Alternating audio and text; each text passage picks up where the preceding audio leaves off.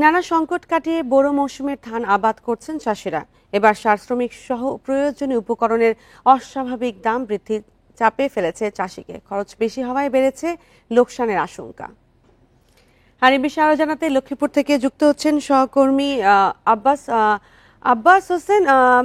লক্ষ্মীপুরে কি ধরনের সংকটের কথা বলছেন চাষিরা? লক্ষ্যমাত্রা পূরণে কি উদ্যোগ নিচ্ছে কৃষি বিভাগ? হ্যাঁ, বড় আবাদ চলছে। তো আমরা শুরুতে কিন্তু এখন আমরা যেটা দেখেছি যে পানির সংকট কোথাও কোথাও কোথাও পানির সংকট দেখা দিয়েছে। এই পানির সংকটের কারণে অনেকেই যে বড় আবাদ সেটি করতে পারছেন না। এর পাশাপাশি আমরা যে শীতে শ্রমিক সংকট রয়েছে সেখানেও কিন্তু তাদের যে শ্রমিক না পাওয়ার কারণে দুশ্চিন্তায় পড়েছেন এখানকার যারা কৃষক রয়েছেন তারা। তবে ইতিমধ্যে প্রায় 25,000 হেক্টর জমিতে বড় আবাদ হয়েছে, যদিও লক্ষ্যমাত্রা 38,500 হেক্টর জমি। তো যে কৃষি বিভাগ থেকে যেটি বলা হয়েছে যে তারা যে অর্জিত যে লক্ষ্যমাত্রা সেটি তারা নির্ধারণ করছেন এবং সেটি পূরণ হবে এমনটি বলছেন। পাশাপাশি আমরা এখানে যেটা দেখেছি যে কৃষকরা যেটা অভিযোগ করেছেন বিভিন্ন জায়গায় সারের দাম বাড়ার কারণে তারা কিন্তু দুশ্চিন্তায় পড়েছেন। বিশেষ করে যে সরকারি নির্ধারিত যে সারের দাম রয়েছে 27 টাকা, সেখানে আমরা দেখেছি অনেক জায়গায় 30 টাকা, 32 টাকা, 33 টাকা, 35 টাকা বিক্রি করতে আমরা দেখেছি। তবে এই বিষয়ে যে ফার্টিলাইজার অ্যাসোসিয়েশনের যিনি যে সভাপতি রয়েছেন ফারুক হোসেন, তার সাথে আমার কথা হয়েছে। তিনি যেটি জানিয়েছেন কোন ডিলার যেন কোনোভাবে অতিরিক্ত দাম নিতে না পারে সে ধরনের ব্যবস্থা নেওয়া হয়েছে সংগঠনের পক্ষ থেকে। পাশাপাশি যে সরকার যে নির্ধারিত দাম দিয়েছে সেই নির্ধারিত দামে তারা কিন্তু বিক্রি করছেন, এমনটি কিন্তু ডিলার অ্যাসোসিয়েশনের পক্ষ থেকে বলা হয়েছে। তবে আমরা কৃষি সম্প্রসারণ অধিদপ্তরের সাথে কথা বলেছি। তারা যেটি জানিয়েছেন যে গত বছরের চেয়ে এবছর সারের মজুদ রয়েছে দ্বিগুণ বেশি, অর্থাৎ পর্যাপ্ত পরিমাণ সার রয়েছে, সারের কোনো সংকট নেই।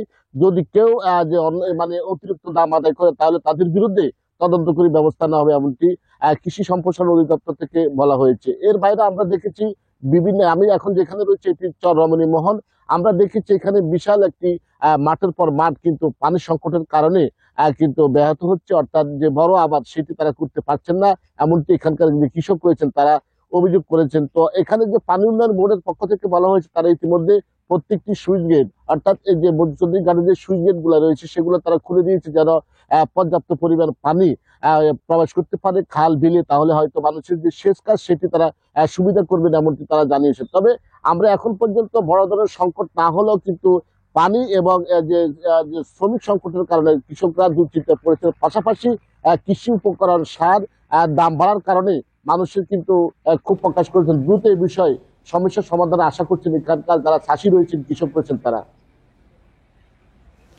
জি, সাথে থাকুন আমার আব্বাস। মৌলভীবাজারে যাব এখন। তুহিন, মৌলভীবাজারে তো লক্ষ্যমাত্রার চেয়ে বেশি আবাদের আশা করা হচ্ছে, সেটা কিভাবে সম্ভব হয়েছে এবং সেক্ষেত্রে লাভের সম্ভাবনা কতটা দেখছে কৃষক?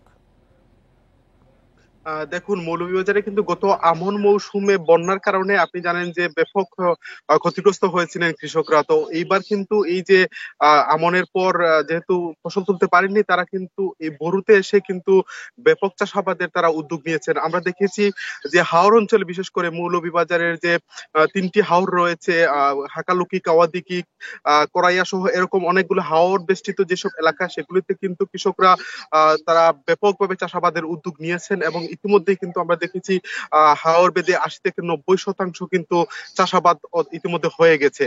তবে যে বিষয়টি হচ্ছে যে উঁচু এলাকা যেগুলি, সেগুলিতে কিন্তু কিছু কিছু জায়গায় আমরা দেখেছি পানি সংকট রয়েছে। সেই জায়গা থেকে আসলে পানি উন্নয়ন বোর্ড তারা বিভিন্ন জায়গাতে ক্যানেল রয়েছে, খাল রয়েছে, সেগুলি দিয়ে পানি সরবরাহের চেষ্টা করছেন। তবে সব কিছু মিলে কিন্তু মৌলভীবাজারে চাষাবাদ যেটি সেটি কিন্তু চলছে।